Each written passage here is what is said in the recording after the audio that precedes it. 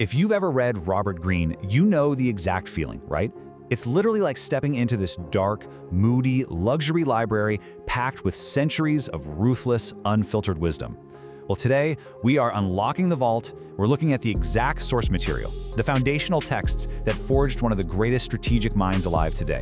So here's our roadmap for this explainer. First, we'll map out the architecture of power. Then, we hit Machiavelli and brutal realism, move into Thucydides and mental discipline, explore Castaneda and the warrior mindset, and finally, wrap up with curating your own mastery. Let's go. Section 1. The Architecture of Power. Now, Greene has read thousands of books for his research, thousands. But the absolutely crucial point here is the difference between objectively great literature and the kind of text that literally rewire your brain for practical success. When people ask him for his favorites, he jokes that it's kind of like picking a favorite child. You just inevitably name the one you hung out with last. But these three books, they stand completely apart. He's not claiming they're the absolute greatest books ever written in human history.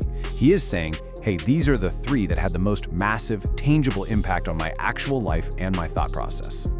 And that brings us to strategic mastery. This isn't just about casually reading, it's about active cultivation. It demands brutal realism, intense mental discipline, and a hardened warrior mindset. So as we break down these three specific books, I want you to actively think about how you can plug these exact traits into your own life and your modern ambitions. Section 2. Machiavelli and Brutal Realism. We're taking a trip deep into the Renaissance court for Greene's first major intellectual awakening. I want you to picture a 15-year-old Robert Greene. He has absolutely zero real-world work experience, no clue about real power dynamics, and has definitely never set foot in a ruthless court environment. And yet, he picks up Niccolo Machiavelli's definitive work, The Prince, and becomes totally obsessed. He even admits he hardly understood a word of it experientially at the time, but he was just completely captivated. Now look at the stark contrast here between how we normally view the world versus Machiavelli's approach. Usually society runs on moralism, guilt, expectations, how things should be. But Greene, he was completely drawn to the brutal realism. Machiavelli stripped away all the polite illusions and analyzed humans just as the animals we really are. No guilt, no sugarcoating, just the raw, unvarnished truth of human nature. So even though 15-year-old Greene lacked the life experience to fully apply it, the sheer clarity and pragmatism of that text sank in deep. He had this weird, spindly, tiny little paperback copy that he just obsessed over. He ended up rereading it 6 or 7 times over the years in different formats, and you can see for sure the direct, heavy influence this one ruthless little book had on every single bestseller he'd go on to write. Section 3. Thucydides and Mental Discipline. All right, let's leave Renaissance Italy and head to ancient Greece for the ultimate exercise in cognitive endurance. Greene took on this absolute monster of a book, History of the Peloponnesian War by Thucydides, during his second year of college. And get this, he read it by studying ancient Greek. Now, most of us would probably call ancient Greek the most irrelevant subject you could ever possibly study in university. Greene actually agrees with you. But the thing is, tackling it forged his mental discipline in a way absolutely nothing else could. To put that intense discipline into perspective, think about the number 3. That's 3 entire days.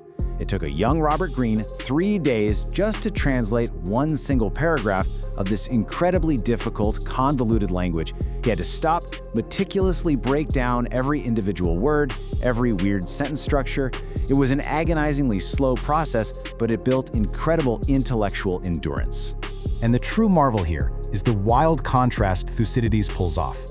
You've got these dramatic events from ancient Greece, some 2,500 years ago, right?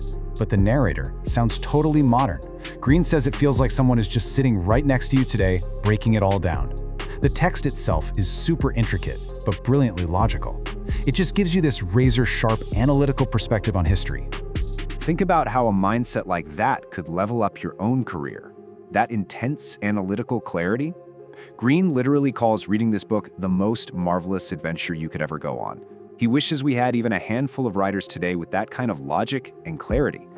That grueling deep dive is exactly why he considers Thucydides almost as powerful an influence on his life as Machiavelli. Section 4. Castaneda and Warrior Mindset. Okay, we are stepping out of antiquity and jumping straight into the 1970s counterculture. I know, a bit of a pivot, But you're probably wondering, where did the 48 Laws of Power really come from?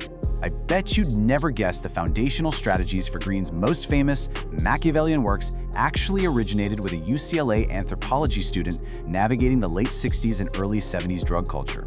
Wild, right? But that is exactly what happened. Published around 1971, there's this weird, unexpected book called Journey to Ixtlan by Carlos Castaneda. Greene doesn't talk about it super often, but it details the teachings of a Yaqui Indian named Don Juan, who basically initiates the author into indigenous practices. Now, Castaneda's book gets into some incredibly bizarre stuff. We're talking ingesting peyote and trying to learn how to literally become a crow. You hear that and probably think, okay, that's way too weird. But Greene, he looked right past the 1970s drug period packaging and extracted these incredibly timeless structured lessons on power.